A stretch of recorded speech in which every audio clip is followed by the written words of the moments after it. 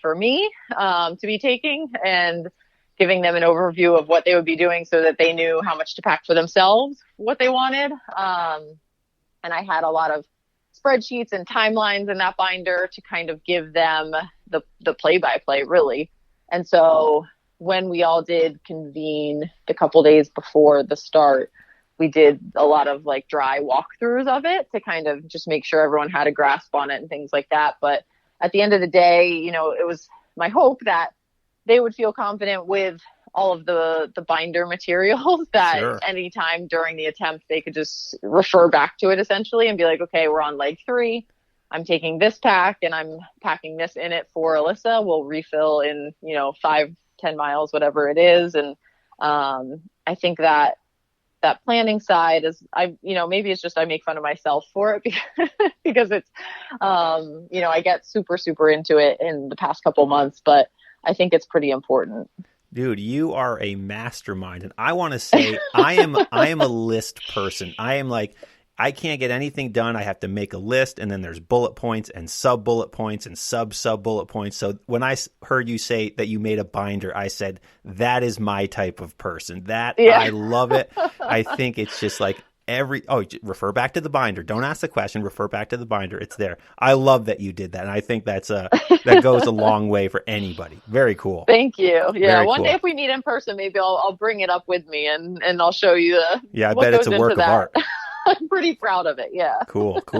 All right, so let's get into the hike. So for you, it started Monday at 4 a.m. at the Seward Range. So we'll break it down day by day, peak by peak. So you're 8 miles deep into the woods at the Corey's Road trailhead. It's 4 a.m. when you started. So just take us through, starting with day 1. And what mountains did you have on tap for today? Okay, so like you said, it was 4 a.m. The day started it was warmer than I thought it would be. It was a super nice morning though. Everything looked pretty clear. Like my last glance kind of at the weather app seemed like we might get showers, but after that it could be good for the week, and so I went into it with that mindset, which ended up being wrong. But sure, you got wet. It was a good mindset to start with, I think. And so the plan for day 1, part 1, was the Seward Range. So we hit Seymour and then Seward, Donaldson, Emmons. And then I went out the Calkin Brook Trail, I believe it is, and kind of up on that top part and drop back down. On our way, it was an uneventful morning. Like we got sunrise up on Seymour, which was beautiful, and that kind of fired us up for the second climb up Seward. And my pacer, actually, she kind of hung tight at Donaldson while I did that out and back to Emmons. And I actually ran into someone else on Emmons where I thought there would be no one, so that was kind of fun too. I got to see a guy pet his dog and say hi to someone else, and before we made our way down. And as we came down, we were probably 3-ish miles from getting back to the trailhead, and it had been drizzling since we were up on Donaldson, but nothing major. And the skies just opened up in that last probably 45 minutes or so. And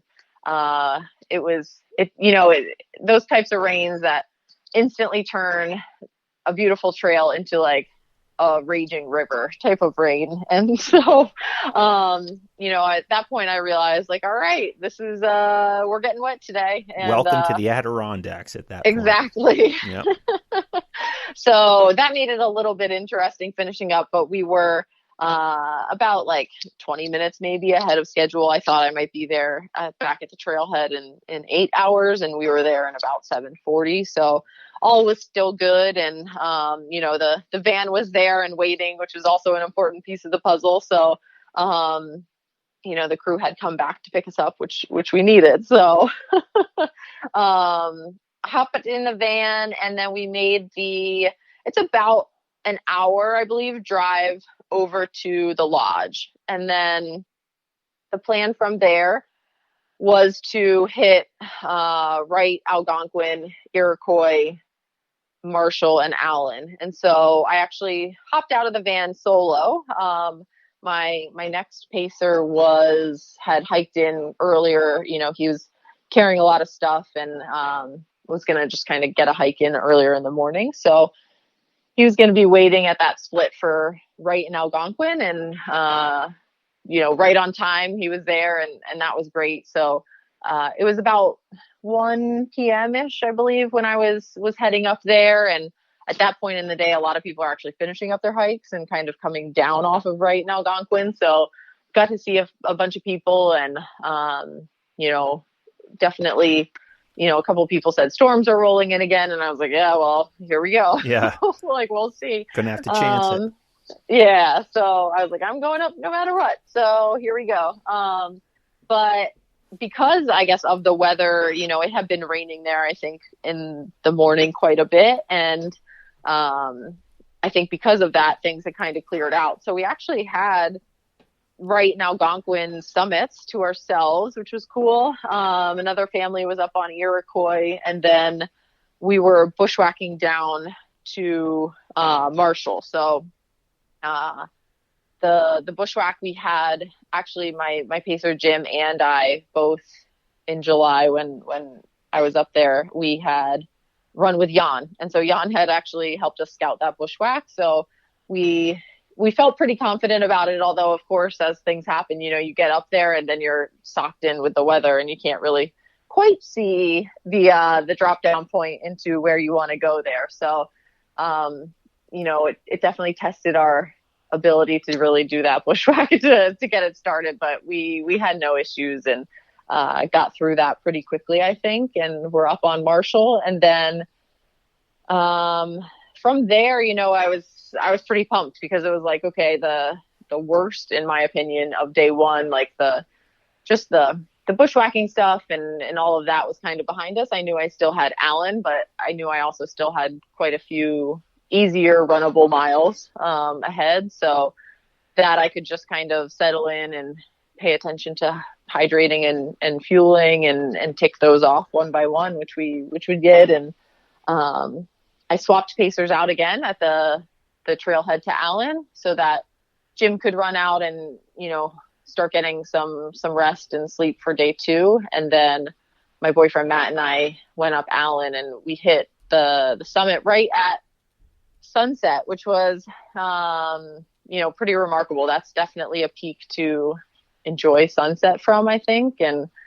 we got treated with a really pretty view. So as much as the weather had kind of been in and out all day, we had a really nice evening. And that the climb up Allen was one I actually hadn't scouted out ahead of time. So I think it felt a little fun. It was all brand new, and I was excited to see the red slime that everyone's talking about and things like that. It's slipperier than you expected it to be too, isn't it?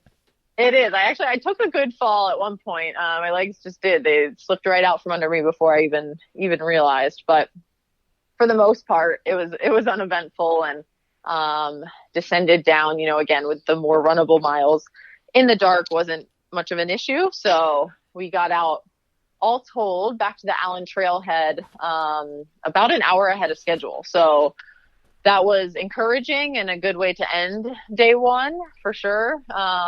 You always like to be ahead of schedule instead of behind, especially going into some of the trickier terrain that I would have for day two. So my total for day one off of my watch, which, who knows how accurate the Garmin really is in the end, but said 45 miles and 16,300 feet of elevation gain. So a pretty solid day one, but I felt good. I was, still eating and drinking well, and I felt in good spirits after day one for sure. Very cool. Very cool. So we'll do a quick recap here of day one. So it started at 4 a.m. in the Seward Range. You ran in and hiked Seymour, then over to back down Seymour, up Seward, Donaldson, and Emmons, and then out to Calkins Brook. That whole thing took about 7 hours and 40 minutes, which put you 20 minutes ahead of schedule, so that's good. So you're cruising at this point. Then you hopped in the van to the Adirondack Lodge, got a nice little break, and then you made your way up Wright, Algonquin, and Iroquois, and then you bushwhacked over to Marshall, which was a successful bushwhack, and then up to Allen, down Allen, back to the trailhead, finished an hour ahead of schedule, 45 miles, 16,300 feet of gain. That is a big day. Definitely a big day one. So you're feeling good at the end of day one. So that's obviously exactly where you want to be. And where did you sleep that night? In the van at the Santa's trailhead. Okay, So, cool. yeah, we headed over there, and half the crew was, heading down the road to go camp out where they could camp, and just the people that needed to be up in 4 hours to run were in the van, and we, I made the decision. Basically, my rest decision was to kind of stop moving for 4 hours at night. So we looked at the clock when I headed in, and basically said, okay, in 4 hours you will be heading out for the next segment. So what time do you want to wake up? And I usually picked about 15 minutes ahead of that time. That's my wake up to try and maximize the sleep. So then from that point, it was like dinner, change clothes into, the next day's clothes, get the breakfast ready. My crew had already had the packs ready to go for the morning. So it literally could be in 4 hours, we'd be walking up the next trail, kind of nibbling on some breakfast as we got started. So that was really good. And especially going into the Santas for the start of day two, it was a little, I think it was 2:45 in the morning. So it was definitely dark and we had like kind of a foggy, misty morning. So not a lot of visibility. And even in the dark, you know how it is with your headlamp just kind of hitting that fog light, which just isn't the most comfortable when you're working hard because you just can't see too much. Sure. So I made that first climb. We took I guess it's the expressway, yep, right up to Santanoni. Yes. So we did that, and I vaguely remembered like timing and stuff like that, but I wasn't super attached to that. I just basically wanted to make sure I was working at a decent effort for the climbing, but obviously not overdoing it or anything like that. My ultimate goal was to be getting out of the Santas in 7 hours. So I was just trying to kind of match effort with that.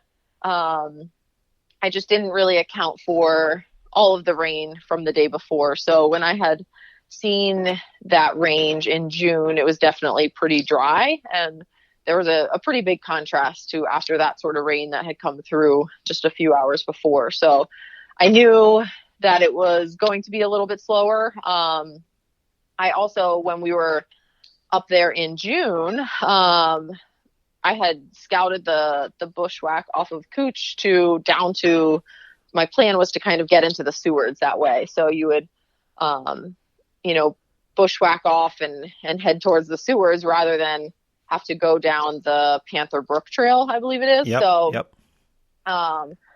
After doing that bushwhack, though, we said that would not be happening. Yeah, it takes a lot out of a person, that bushwhack it in does. particular. Yeah, and it's a very cool bushwhack. It was great to do, but in terms of knowing my own mental energy and what I would want to spend on a bushwhack, that didn't make the cut. So yeah, sure. Because of that, I hadn't seen the Panther Brook Trail quite yet, and that's a pretty technical trail for about half of it up top as you're in the brook, essentially. Yep. I was just there on Sunday, actually, in the Santanoni. So yeah, it was very fresh in my mind right now. Yeah. So, I